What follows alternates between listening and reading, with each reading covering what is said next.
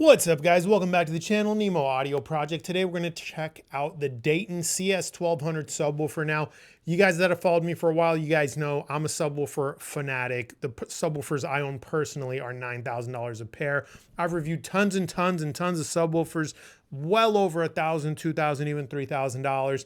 I rarely dip into the $500 or below price category, but today we have the Dayton CS1200. And it's $299 full MSRP, but you could find it on sale relatively often for like $239. Right now it's on sale on Parts Express's website as well as Amazon for $239. But anyways, I digress. Let me get those main specs on screen so you guys can check that out. The reason I generally don't dip into the ultra budget category for subwoofers is because in my experience, what I found is usually subwoofers take a little bit of R&D money to sound right, and usually the ones that are like $150 to say $350 just aren't that great. They tend to be tuned pretty high if they're vented models. If they're sealed models, they hardly have any output. So, you know, I hear them and I never review them because I don't have anything good to say about them. But every now and then I find a gem. I find an absolute winner, and when I do, I'm very excited and more than happy to tell you guys about it. And this one is an absolute gem, an absolute winner. I'm going to go ahead and say it's probably a benchmark for its price category. I mean, $239, you're getting a 12-inch subwoofer. It is rear vented. And before, I know some of you guys are going to be like, vented subwoofer, that's not good for music. And shut up, just listen to me. You don't know what you're talking about. That can be true a lot of the time, not this unit. Believe it or not, and my guys that have followed me for a while, you know what I'm talking about when I say this is a SQ subwoofer. Yes, sir. This thing sounds fantastic, and we're going to get into its sound quality in just a second. You can 100% use this for music, and it'll put a damn smile on your face. So stay with me now. Standout features are going to be you're getting a 12-inch drive. You're getting a 200-watt RMS plate amplifier around back, and a cabinet that, if you told me this was real wood, unless I got really, really close, I'd believe you. And don't worry, if you don't like the color, it does come in black. Okay, I just tend to get lighter colors since I film in a dark room.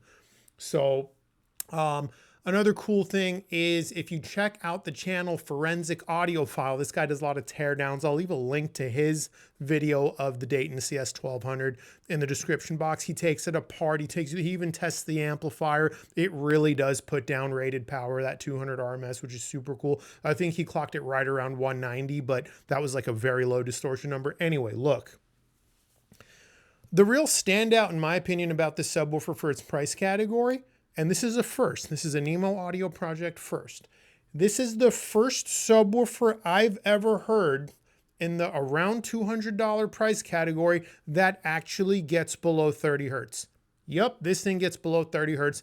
It'll play the intro to Put On by Jeezy, which is about 27 hertz. Most inexpensive subwoofers don't do that. The JBL 550p couldn't do it. The Yamaha C912 couldn't do it. The Vanguard Caldera 10 couldn't do it. The Emotiva SE12 couldn't do it. The Emotiva SE8 couldn't do it. And those are all, you know, really great affordable subwoofers, but usually it just takes more money to get extension below 30 hertz. Not here. Dayton Audio did a fantastic job building this thing. So look, let me tell you what it sounds like. Let me compare it to some other subwoofers in and around the same price category. I'll tell you about room setup, speaker pairing, stuff like that, and then we'll wrap up the video. But first, to respect your time, let me tell you this, and I really do mean this. In terms of the bass fidelity and fullness this subwoofer brings to the table, I think you're getting a lot for your money.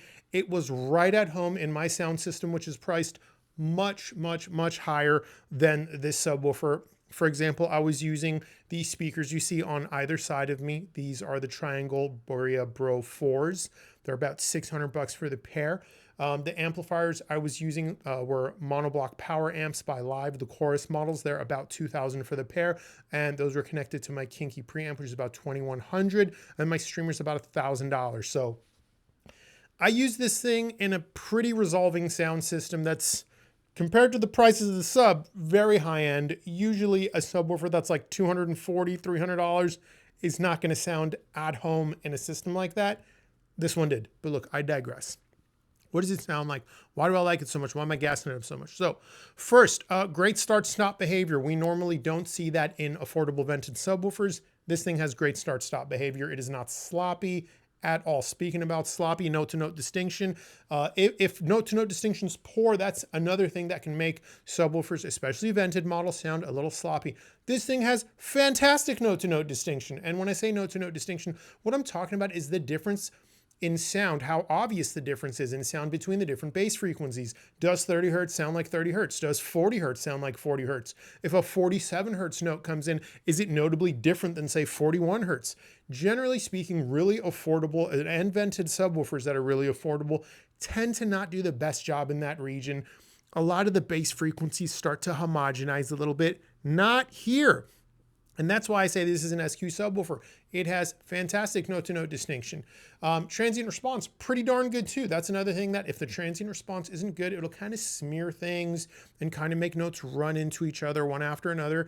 And a lot of vented subs do this, even expensive ones like the Klipsch RP1200 SW. That's like a $1,000 subwoofer. It's really fantastic. It can rumble like hell. Don't get me wrong, but its bass is a little bit smeared compared to something like the the Dayton Audio CS1200, right? So like, it's kind of crazy that they've been able to make this thing so affordable and sound so darn good, right? So again, where this thing sounds great in terms of bass fidelity is its note-to-note distinction, its start-stop behavior, and its transient response. All three are pretty damn respectable. So we get bass that integrates really nicely. Sounds like it's an extension of your speakers. Sounds like it's more coming from the main wall instead of just like one part of your room. And in terms of its, tonal character of, being very heavy or more light and airy, this thing is more light and airy. Its bass is not like super heavy and in your face the way some SPL subwoofers are. Think, like car audio, how it's like really overly aggressive. This thing sounds like a natural extension of your speakers. And the only other time I've heard that in this price category was the Vanguard Caldera 10, which was another good sub. That thing was like 200 bucks. Unfortunately, turns out, I don't know what's going on with that company. A lot of you guys are telling me they're a scam company. I don't know if that's true, but who cares? Dayton Audio is a great company with an absolutely fantastic reputation. Parts Express is absolutely amazing. And, that's who primarily sells this subwoofer. So we don't have to worry about any of that here. But my point is that Vanguard Caldera 10 could not extend below 30 hertz. It just couldn't. It also had very limited output. It was a small compact 10. This thing fills the darn room. This thing manages to sound effortless. This thing gets below 30 hertz. Like, I was getting respectable bass in my room up down to about 27 hertz. It did sound like there was a little bit of roll off there, but not a ton. So look, it sounds great. It's inexpensive. It comes in two finish options. One of them is black and one of them is this cool color, right? So we are winning so far. If you are a guy on a tight budget and you've been looking to add a subwoofer to your system and you didn't want a slop monster that was just going to mess up your mid-range, here you go. This thing's a fantastic solution. In terms of speaker pairing, as you can see, I use the Triangle Berea BR04s and I also use my Bucard S400 Mark IIs. Now, what's most notable about the triangles are a high sensitivity speaker. They're light, they're airy, they're very open, they're very expansive. Speakers like that, speakers like Triangle, Bowers & Wilkins, Focal, Zoo Audio, speakers that tend to be really light and airy. If a subwoofer is too heavy-handed tonally, it is going to muck up the mid-range. So the Triangle Berea BR04s were a great test bed for this subwoofer to see how good is it really? Is its sound quality really that darn good? And it was fantastic. Let's do some comparisons. So it's been a while since I've reviewed an affordable model, and a lot of you guys, you always want to know how stuff compares to the really affordable Klipsch stuff. Let me just get this out of the way. I do tend to like Klipsch's more expensive stuff, like their RP series subwoofers.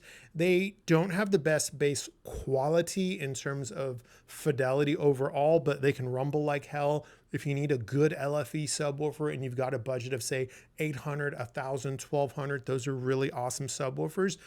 But they're super affordable models that are like $150, $200, $300. They tend to be tuned very high. So they're very peaky. They got a really loud, say 45 to 55 hertz region, but they don't extend very low. They sound a little boxy. I don't love them. So let's just get that out of the way. Let's talk about some affordable subwoofers I really liked. So back in the day, I reviewed the JBL 550p. That was a fantastic sub. I think it gave you 300 watts, and I think it was a sealed 10, and it had a pretty darn robust cabinet. It's long discontinued, but it was a great sub for the time. This Dayton Audio sub extends lower. It has better note-to-note distinction. It has better start-stop behavior. And the crazy thing is that JBL was a sealed model, while this Dayton is vented, and this vented Dayton sounds better than that sealed JBL 550p. So, you know, vented versus sealed, yes, generally sealed subs tend to sound a little tighter. Not always. In this comparison, the Dayton is the tighter, quicker, better sounding sub with more extension and all those great things. So that's that one. The Yamaha C912 was another big fan favorite for many years. I don't think they make that one anymore, but I think it's a reference for a lot of people. A lot of people knew, you know, 3 years ago or so, if you wanted a really great affordable sub, the Yamaha C912 was like 250, 280 bucks, and a lot of people liked it. Again, the Yamaha C912 could not extend below 30 hertz. This one can. The Yamaha C912 had good bass tonal texture, but its note-to-note distinction was not quite on the level of the Dayton CS1200. In terms of bass fidelity, bass quality, overall, the Dayton is simply on another level. Again, guys, if you haven't noticed where I'm going with this, the Dayton CS1200 is easily the best subwoofer I've heard in that $200-ish price category, straight up. You know, with that said, I'm probably going to just kind of cap the comparisons here because it's just going to keep being the same story. If I keep comparing this to other subwoofers in and around the same price, I'm going to keep telling you the Dayton's better. Let's compare it to one thing that's more expensive, so my guys with a little bit more money can know what like their next logical upgrade could be.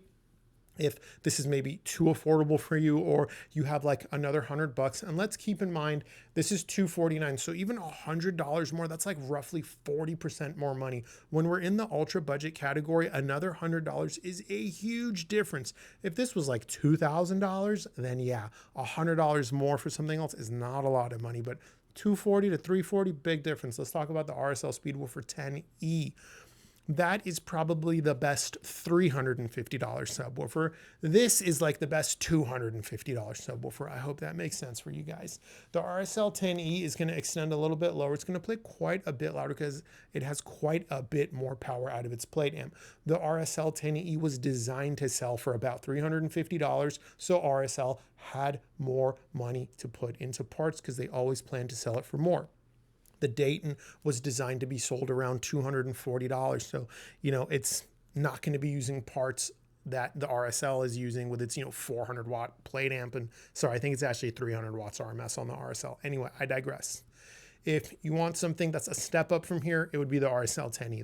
That's your first logical upgrade. But again, do keep in mind, going from $249 to $349, that's a big price jump in this price category. So for my guys that are like, look, I don't want to go over 240 bucks. I want a subwoofer. Dude, this is an easy decision to make. Look, that kind of wraps things up, okay? Like I think I've told you everything I'd care to tell you about this subwoofer. There's no caveats. It's fantastic. If I didn't tell you around back, it's got its high-level inputs and stuff like that. It's got low-level inputs, phase switch. It's got your gain, your frequency. Integrates well, sounds fantastic, extends below 30 hertz, which is just a shocker at this price category. What more do you want to know? Holler in the comments. This YouTube channel does have a free Discord server also. If you need a little bit more hand-holding and you know your question requires a lot of back and forth, that's what the free Discord server is for. But I mean, a pair of these would be like $480, maybe $500 after tax, right?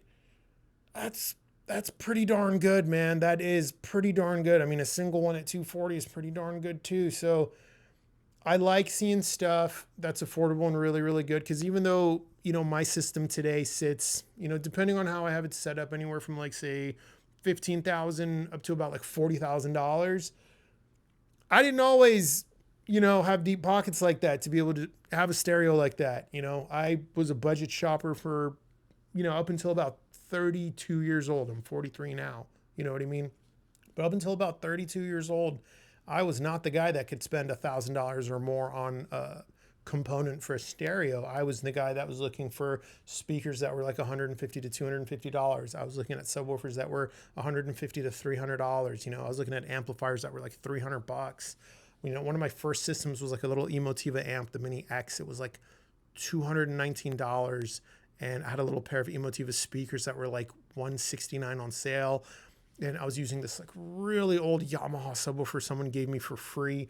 And if something like this was around back then, like, oh my God, this would have been like the best component in my system. So anyway, look, here's the takeaway. Great sub, and I'm gonna say it's gonna be right at home in a lot of stereo systems. And just because your stereo is a little bit expensive, don't think this won't play well. This can play well.